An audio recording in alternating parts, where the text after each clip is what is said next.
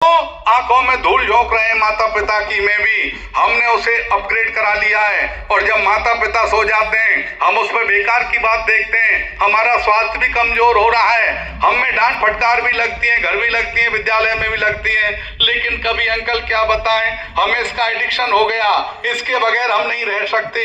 क्या हम इसमें से निकल सकते हैं? क्या हम मोबाइल को छोड़ सकते हैं? तो मैंने बताना आरंभ किया, प्यारे बच्चों, इस दुनिया में असंभव कुछ भी नहीं है। ये मोबाइल तो 6 चीज खा जाएगा।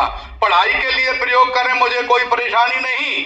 अगर बेमतलब की बात आप टैबलेट पर मोबाइल पे देखेंगे तो आपका जीवन बर्बाद हो सकता है। तब मैं कहना चाहता हूं, कितनी उंगली? रीढ़ सीधी कर लें। ये मोबाइल 6 चीज खा जाएगा, ध्यान से सुन लो। पहले ये पैसा खाता है। क्या खाता है? क्या बिना पैसे कैसे?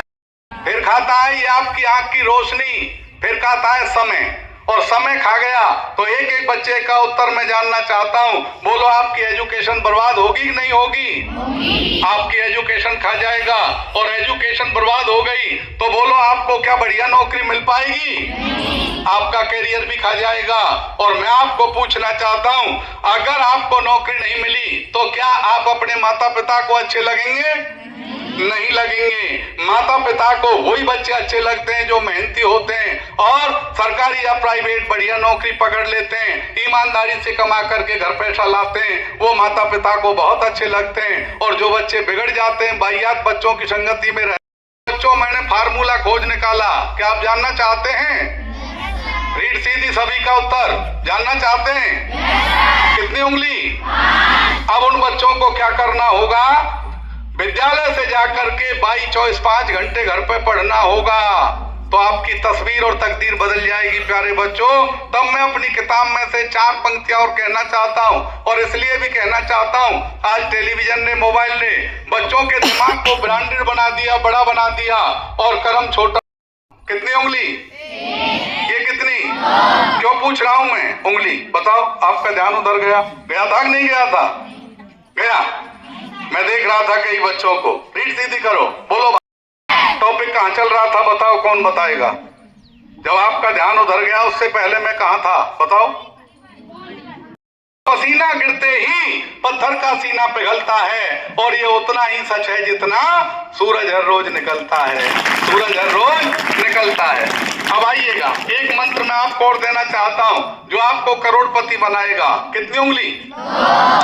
मान लीजिए एक बच्चा एक दिन में 2 रोटी खाता है। कितनी खाता है? तो 30 दिन में यानी कि महीने में कितनी खा जाएगा? 60 रोटी खा जाएगा। बिल्कुल ठीक होता। एक साल में कितने महीने होते हैं? 12 महीने होते हैं। और जो बच्चा एक महीने में 60 रोटी खाता है, वही बच्चा 12 महीनों में यानी कि पूरे साल भर में कितनी रोटी खा जाएगा?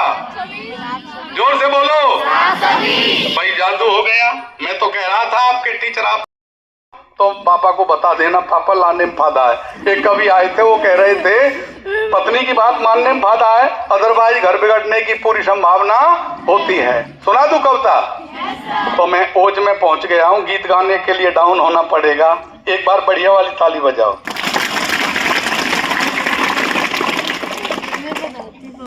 सुनिएगा, हमने कम से कम 200 रिश्ते बनाए जो तलाक पे पहुंच गए थे। समझा करके क्यों बनाए?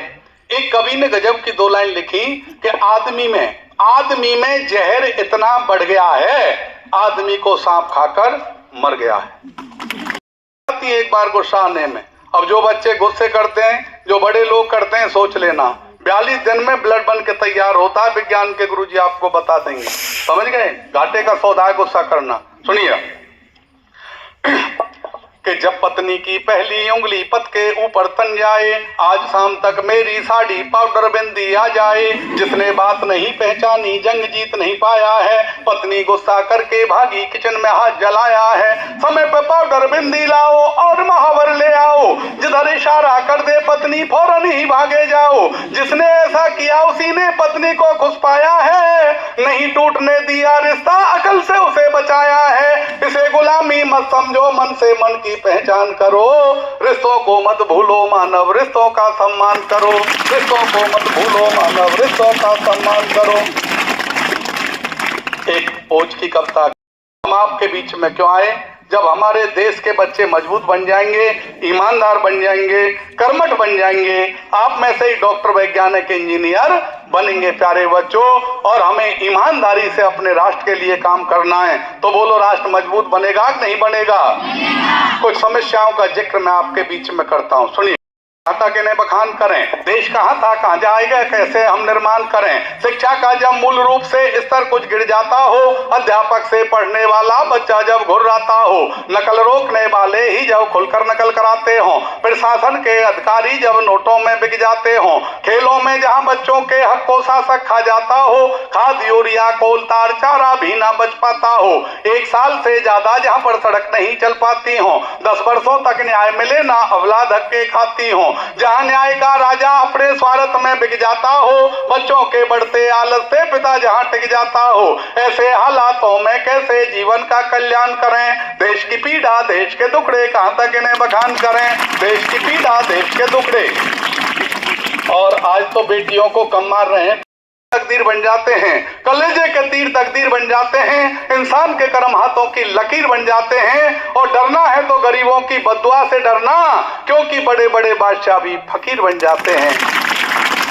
होने से पहले जहां बेटी को मरवा देते, मां बनने से पहले ही जहां दुल्हन को जलवा देते, बचपन में जहां बेटी बेटा कोर्ट में धक्के खाते हो, माता पिता जिनके आगे ना बिल्कुल भी शर्माते हो, मां की ममता बिलक बिलक जहां न्यायबाज से रोती हो, बड़ी जवानी में आंखों की जहां रोशनी खोती हो, 2 महीने भी रिश्ते जहां पर ठीक नहीं चल पाते हो, कैसे चाव रहे दुल्हन को आंसू ना रुक पाते हो, जहां नबेली कुंठा में घुट घुट करके मर जाती हो, लेकिन सैया जी को उस पर तनक दया ना आती हो, ऐसे सैया का हृदय से कैसे फिर सम्मान करें।